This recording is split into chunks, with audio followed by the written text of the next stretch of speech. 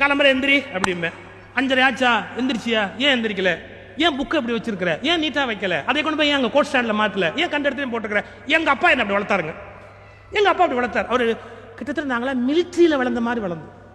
வீட்டில் டிசிப்ளின் அப்படி எல்லாம் கரெக்டா வச்ச இடத்துல வச்சிருக்கணும். பேட்டரி லைட் அங்க இருக்கணும், பேனா அங்க இருக்கணும். இன்னைக்கு பல வீட்டில் அப்படி கிடையாது.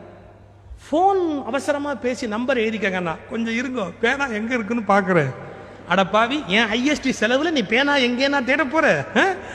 அப்புறம் அடுத்தாப்புல இன்னும் சில பேர் டேபிளையே தூசியா வச்சிருக்கிறான். ஏன்டா தூசியா வச்சுக்கிறேன், நம்பர் எழுதுறதா இருந்தா தூசியிலே எழுதிடலாம் பாருங்க, அதுக்கு தான் தூசியாவே வச்சிருக்கிறேன், இது ரொம்ப ஈஸி அப்படிங்கிறான். அடப்பா, டேபிள் தூசியா இருக்கு, பேனா வைக்க வேண்டிய இடத்துல பேனா இல்லை, பென்சில் இல்லை. எந்த வீட்லயும் டிசிப்ளின் இருக்கா? இல்லை. நான் எங்க வீட்டில் விரட்டிக்கிட்டே இருப்பேன், கரெக்டா அங்கங்க இருக்கணும், அப்படி எப்படி இருக்கணும் அப்படின்னு.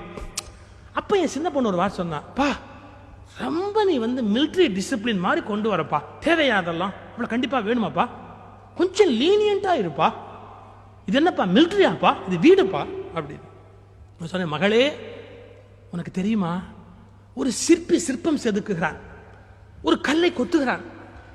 கல்லை கொத்துகிற போது உள்ளே இருந்து ஒரு சிற்பம் அழகாக வெளியில் வருகிறது. அதை கடவுள் என்று உலகம் வணங்குகிறது. உண்மைதானே? ஒரு முருகன் சிலை பண்றான், ஒரு அம்பிகை சிலை பண்றான். எப்படி பண்றான்? கல்ல கொத்திக்கிட்டே வரான் சிற்பி, உள்ளே இருந்து ஒரு முருகன் வருது, உள்ளே இருந்து ஒரு அம்பாள் வருது, எல்லாம் கணத்துல போட்டு கும்பிட்டுக்கிறான். நான் என் பொண்ணுக்கு சொன்னேன், நல்லா தெரிஞ்சுக்கோ, உள்ளே இருந்து முருகனை கொண்டு வரல, அந்த கல்லில் வேண்டாத பகுதிகளை சிற்பி வெட்டி எறிந்தான், உள்ளிருக்கிற கடவுள் புலப்பட்டது. அதுபோல் நமக்குள் வேண்டாத பல விஷயங்கள் இருக்கின்றன, அவற்றை வெட்டி எறிகிற போது கொஞ்சம் வலிக்கும் என்று எனக்கு தெரியும். ஆனால் உன்னில் இருக்கிற தெய்வம் வெளிப்பட வேண்டும் அல்லவா? எனவே நான் சிற்பி, நீ சிற்பம், உன்னை செதுக்குகிறேன், உனக்கு வலித்தால் நான் என்ன செய்ய முடியும்?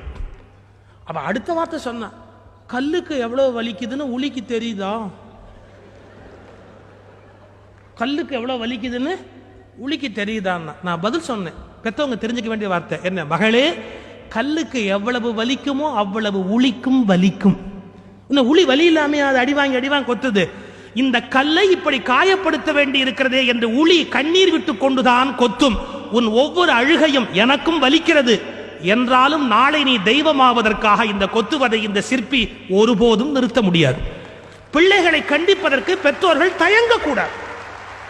பாசத்தால், அளவு கடந்த பாசத்தால், கண்மூடித்தனமான பாசத்தால், ஒரே பிள்ளை பெற்றிருக்கிறோமே அதற்கு கண்ணீர் வருமே, அதற்கு வருத்தம் வருமே என்று கண்டிக்க வேண்டிய காலத்தில் பிள்ளைகளை கண்டிக்காதவர்கள் கடைசி காலத்தில் தண்டிக்கப்படுவார்கள்.